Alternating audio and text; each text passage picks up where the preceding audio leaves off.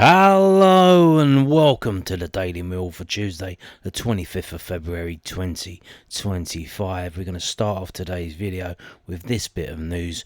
Match today, match 1, why not? Under 21s, told you about this yesterday and before then. Match report from millwallfc.co.uk. Did you see? Did you watch it? It was available. I watched it. Good stuff. My favourite moment from the game, not that it was a bad game, is when on the screen, which they don't use, it's turned off. They turned it on, just put a message out saying, could the person whose BMW 1 Series white with this license plate number DMB7 whatever it was, can you please move your car? It's like, wow, okay. Mill under 21s were 3-0 winners over Brentford in the Professional Development League on Tuesday afternoon. Frankie Baker with 2 and Daniel Kelly were on target as the Lions moved back up to second in the South Division table. The game was just 7 minutes old when the scoring was opened, a corner making its way to the back post where Baker was awaiting to smash the ball into the roof of the net. How did it make its way to the back post? Well, it was kicked towards the front post and Murray Wallace got on it and kind of, I only deliberately flicked it backwards, but Murray Wallace was involved in making sure they didn't clear it, and it kind of found its way to the back post and Baker smashed in. Just before the half-hour mark, it was 2 as the strike hunted down the Brentford defence to block a clearance, the ball flying into the goal. The ball, I think, was played in behind, and him and the defender were both running at it, and the defender kind of tried to kick it out, and he just kicked it onto Baker's legs and he went into the goal. So there you go. And this is Frankie Baker. This is the one. Obviously, this isn't the Baker we signed from Brighton. That's B Baker. This is F Baker, Frankie Baker. He was already here. Kelly, Odomi Makun's substitute Jet Dyer, who hit the crossbar with a header, had more chances of Kevin Nugent's side, but it was the Bees who would have the majority of the play after the restart, as George Evans had to make 2 big saves in quick succession. The second half was more defensive, sitting back, not really able to hold on to ball, not able to pass it around really, especially after the 61st minute when the substitutions were made, which is the next line here. Wes Harding and Imaku were withdrawn on 61 minutes before it was 3-0 with a minute to play as Lamptey set Millwall on the break. He found Baker, who squared for Kelly as a Scot planted the ball into the bottom corner. Bosh! Next up for Millwall's under 21s is a trip to Cardiff City next Tuesday, and that is, at the time of recording, this is set to be played at Cardiff International Sports Stadium, which I believe is a venue that you can pay to go into and watch this game. So more on that next Monday. So the team was as follows: George Evans in goal, Ollie Evans, Sturge, Wintle, Harding, Wallace, Murray Wallace, Howland, Massey, F. Baker, Kelly, Imaku, and the subs were Dyer on for Harding in the 61st minute, Drake on for Howland in the 87th minute, Lamptey on for Imaku in the 61st minute, and the unused subs were Preswosny and Kendall. Some good stuff played. I mean, it's available to watch. You can watch it. Obviously, I don't know. I'm a Mill TV Plus subscriber, so I imagine if you've got Mill TV Plus, you can watch it. It's there. I imagine the club maybe put clips on Twitter and stuff, so keep an eye out for that. So what that means is we're now up into second, but Brentford are in third. They have a game in hand of us, and we are on level on points. Kind of weird, like especially that first goal. Like Brentford were just sitting way too deep. I think they were trying to park the bus. Maybe they were trying to trying to, like, I don't know, test their defence or stuff, and maybe play a more defensive way so the defence could learn to do that. But interestingly, guess who played for them in defence? Josh Stevenson. Hey ho. Now, they do have a game on Friday, and they play Birmingham at home. And Birmingham are rock bottom of the Northern table, so maybe they were saving their energy because they're going to spank Birmingham on Friday and then go back up to second place. But, we can only do what we can do. And, we did what we needed to do today. It's a 3-0 win. Good stuff. Good stuff. Yeah. Now, moving on to this, which is an injury update. How are we doing? This is from londonnewsonline.co.uk, which is the South London Press. Mill defender said to be fit for Crystal Palace derby, but duo not eligible to feature in FA Cup tie. Yeah, well, we know that because, they didn't play in the last one. Joe Bryan is set to be fit for Mill's FA Cup tie at Crystal Palace this weekend. The former Fulham and Bristol City defender came off in Saturday's 1-0 win at Derby County due to a gash on his foot following a challenge by Ryan Namby. Lions head coach Alex Neil said after the match that Namby's tackle was poor and that the Rams player could easily have seen a red instead of a yellow card issued, but the Scot had positive news today about Bryan's prospects of being available for the derby at Selhurst Park. Neil told the South London Press, I think Joe will be fine. He may not train early in the part of the week, but I fully expect him to be ready for the game. Rahees Bangor-Williams and Aaron Connolly were both not in the matchday squad at Derby, or injury for both, said Neil. Rahees came off at Preston, he wasn't quite and Aaron had a nerve problem, but he's cup-tied anyway, so he won't be involved. January signing Tristan Crammer is also not eligible to play in the competition, having already featured in it during a loan spell at Exeter City. The Frenchman has been playing at right back due to injuries to Ryan Leonard and Danny McNamara. So we expect Wes Harding to come back in again, and which is probably why he played for the under-21s today, just to get a bit of match fitness in. Now, I spy with my little eye something beginning with C. No. Oh no, you people are disgusting. You're disgusting. No. It's the answer is Crystal Palace. Is he eating a pie? Mill boss will be at Selhurst Park tonight to run the rule over FA Cup opponents Crystal Palace. Mill head coach Alex Neil will take the chance to be at Selhurst Park tonight to run the rule over Crystal Palace ahead of Saturday's FA Cup tie between the two clubs. The Lions face their South London rivals this weekend in the 5th round of the competition. Palace, fresh off a 2-0 victory at Fulham on Saturday, host Aston Villa tonight in a Premier League contest. Mill do not have a midweek assignment. Neil told the South London Press, "Oh yeah, I'm going to watch. I'm going to go and watch the game, and that'll give me an opportunity, to go and look at them. We will watch 3 or 4 games before we play them anyway. We will be well versed in what they do. The difficulty you always have in competition is that people always make changes to the team. And I'm anticipating they might make 1 or 2. They will bring a bit of a challenge."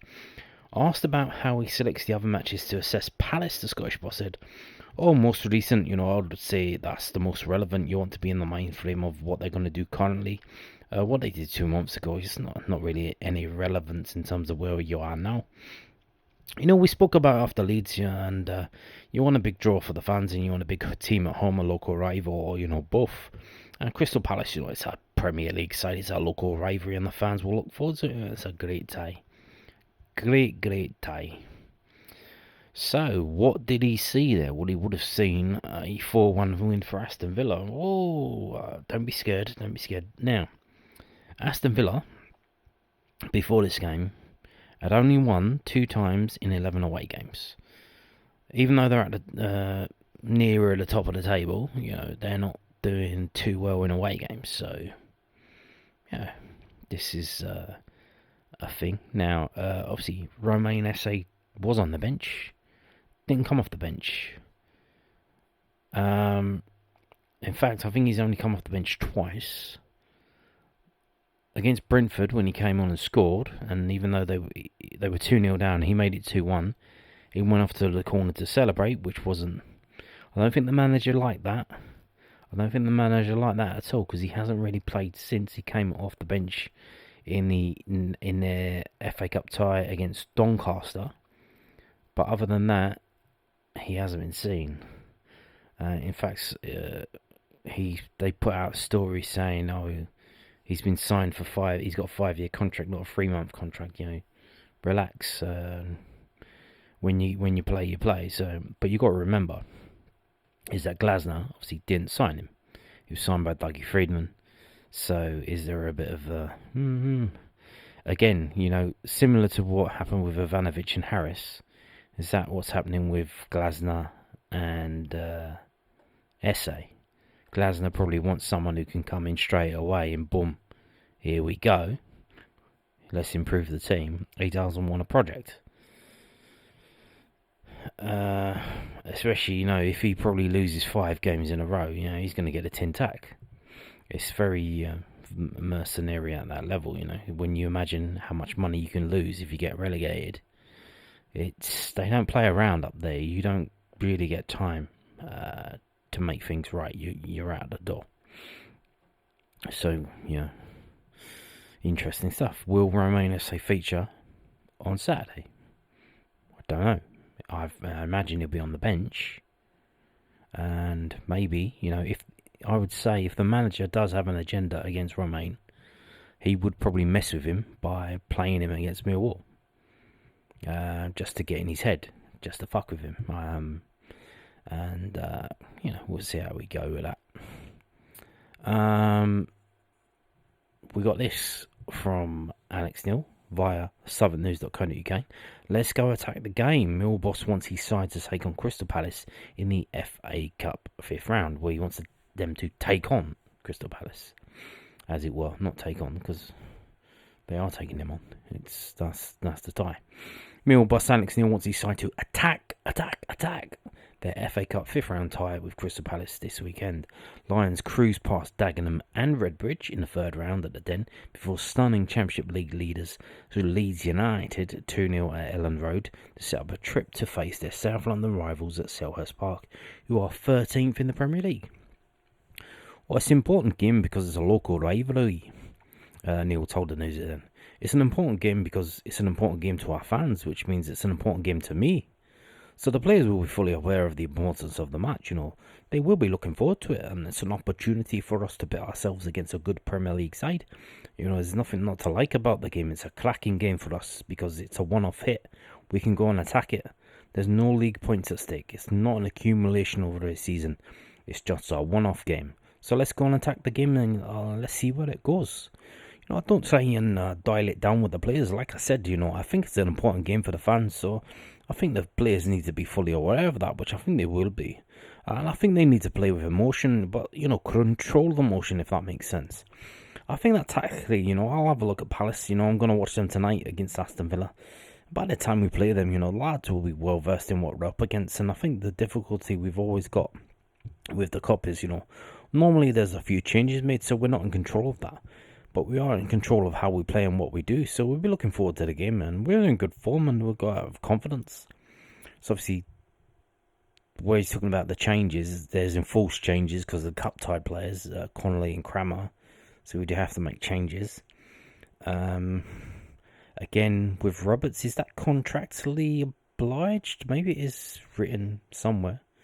Or it's a gentleman's agreement and they've agreed that he'll be playing in the cup games because he's played in the cup games. And maybe that's how they get these players in, He's a really good goalkeeper. So to come here and not play at all, maybe, they write it down in his contract that he gets the cup games and the other guy gets the league games within reason. So, I don't know. But I certainly do hope Roberts is in goal for this. Why would you change it? Why would you change it? If you change it and it goes badly, it's on you as the manager because you're going to get in the neck. Now, this game, quite a big game apparently, because so much so that we've got the local papers, telling us who the referee is, which, they normally do things like this. So this is from the londonnewsonline.co.uk, South London Press. Michael Oliver,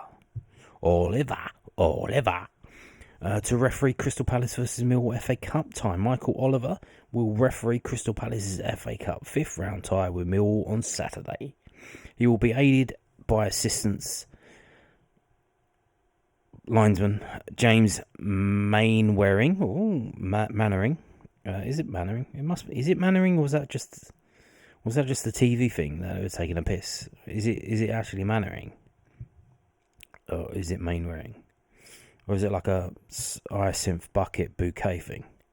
Is it actually Mainwaring?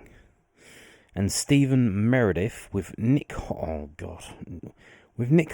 on VAR, which has not been in operation in previous rounds.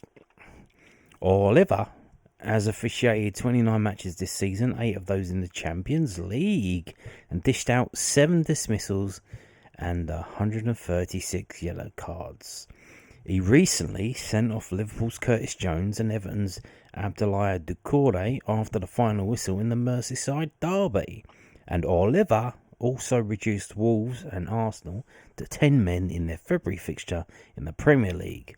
Miles Lewis-Skelly and Jay Gomez both punished. Mill have had 69 yellow cards and 1 red card this season. Adomah was sent off in September's 3-1 win over Preston North End. George Saville has the most bookings in the Lions squad with 8, with George Honeyman, Ryan Leonard, Jeffat Tanganga and Joe Bryan all on 7. So that's interesting. Obviously, this is about what's happening now. But, obviously, do you remember Michael Oliver? When is the last time he refereed a Millwall game? That must be important as well. Obviously, as far as I can tell, I may have missed one, but it was this. What an omen! What an omen! Can you imagine? It was the Saturday, the 26th of January in the year 2019. So 6 years ago, when we beat Everton 3-2 at the Den with a late Murray Wallace goal. Yes, sir. Yes, sir. And look at this team. Look at this team. Can you imagine this team doing that? Damn. Gregory, O'Brien, Tunnicliffe, Sean Williams, Ryan Leonard, Murray Wallace, Marlon Romeo, Shane Ferguson, Jake Cooper, Sean Hutchinson, Jordan Archer. And on the bench, David Martin, James Meredith, Alex Pearce, Scalak. A player I've completely forgot, barely remember, called Jeffro Hansen, who is a youth player who was in total had 2. He was on the bench twice, 2 non-playing sub appearances. Stevie Morrison, and that's G. Alexander. That's not Gary Alexander. That's George Alexander. So there you go. So I'm pretty sure at this time that replays, obviously, I think replays were still a thing. But look at this. So it's 2-2. It's 2-2. They score first. We score shortly afterwards. And then they score again, 72nd minute. We score shortly afterwards. So it's going to be 2-2. It's like, yeah, let's take the draw. Why not? Take the draw. Oh, no. 87th minute, bring Scalak on for O'Brien. 89th minute, bring Alex Pearce on for Shane Ferguson. And Steve Morrison on for Lee Gregory. Let's win this game. Let's win this game. Guess who the manager was, by the way. So yeah, as far as I can tell, this is the last time that Michael Oliver refereed a Millwall game. So yeah, I'll have a bit of that. Let's have a bit of history repeating there. Now we are going to finish with this pledge. No. New stadium tour dates on sale. A new batch of stadium tour dates are now on sale. Step into Millwall history. Experience the magic within. Walk the path many Lions legends have taken and feel the passion in SE16 on our 1 hour guided tour. The Den is one of the most iconic football stadiums in England, making it the perfect place to learn all about the colourful history and heritage of Millwall Football Club. The guided tour will start in the executive lounge before stopping off at various different locations in the stadium, such as the director's box, the press area, and the Paul Jiggins media suite. The tour is rounded off by taking the players' walk from the dressing room through the tunnel and out to the dugouts. The experience cannot end without making sure you grab a picture next to Neil Harris's seat. What? Well, that's gonna be a bit of a trek going all the way up to Cambridge. Copy and paste, copy and paste, copy and paste. You need to change it to Alex Neil. And then that's how it goes. Where are the dates? Are they here? Oh, there's one date. Date. It's not dates, it's date. Tuesday the 4th of March. Oh, you know why? Because they usually do pre-match tours. So I imagine they were going to sell pre-match tours to this game. But this game was supposed to be played this Saturday. Now it's being played next Tuesday. So they had to rejigger it. It's 3 p.m. It's 3 p.m. on Matchday. So I guess what you go there, if you're going to that and then to the game, you go there for 3 p.m. 4 p.m. 4:15 you're out the door. And then you've got doss around for 3 hours before coming back. Go to the pub or something. Go and get some food. Millwall Cafe. Why not? So yeah, there you go. And on that note, thank you for watching and cheerio.